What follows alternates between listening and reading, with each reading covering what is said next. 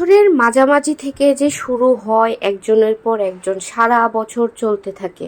এখন ভাবতেছেন যে কি বলতেছে, কি চলতে থাকে এমন?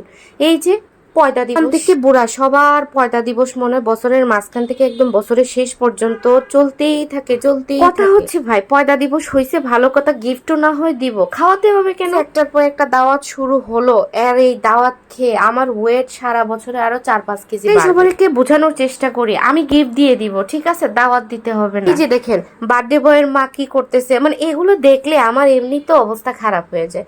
মানে কি বলবো, এই যে দেখতেছি কড়াই ভাজতেছে, আমি ওইখানেই খাওয়া শুরু করছি।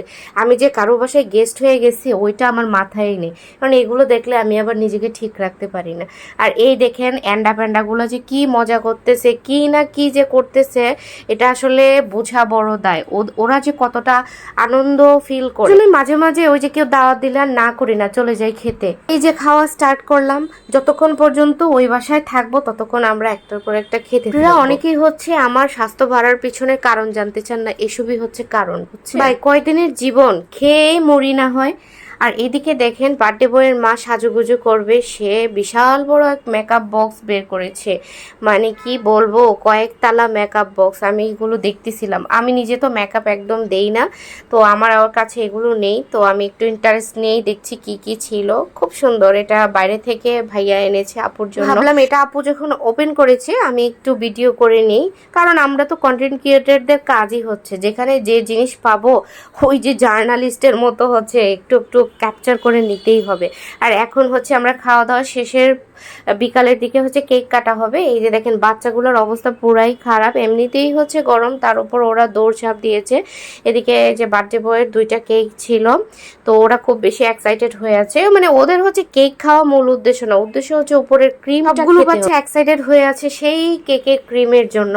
আর পাশে হচ্ছে এই দেখেন একজন সেড হয়ে আছে, তার কথা হচ্ছে তার বার্থডে না কি জন্য। তার মা বা আমরা কেউই বোঝাতে পারছি না যে তোমার বার্থডে সামনে, আজকে হচ্ছে তোমার ফ্রেন্ডের বার্থডে। তো আপু হচ্ছে এখানে ক্যান্ডেলগুলো জ্বালিয়ে দিয়েছিল, আর কেকটা খুবই মজা ছিল। আমি যদি খাই নাই, কিন্তু বাচ্চারা খেয়েছে, বললো যে খুব মজা লাগতেছে, তার মানে বুঝলাম যে কেকটা আসলেই মজা ছিল।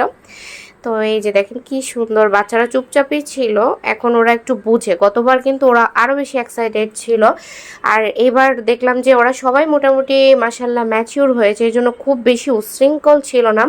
সবাই সুন্দর করে এই যে ফু দিল, এই যে এখন কাটতেছে। হ্যাপি বার্থডে নুহাত, তোমাকে আবারও অনেক অনেক ভালো থাকো, সুস্থ থাকো, তুমি আরো অনেক বড় হও, বড় মানুষ হও, ভালো মানুষ হও। তো সবাই অবশ্যই বাচ্চাদের জন্য মাশাল্লাহ বলে দিবেন। সবাই ভালো থাকবেন, সুস্থ থাকবেন। আজকের মতো এই পর্যন্ত, আল্লাহ হাফেজ, আসসালাম।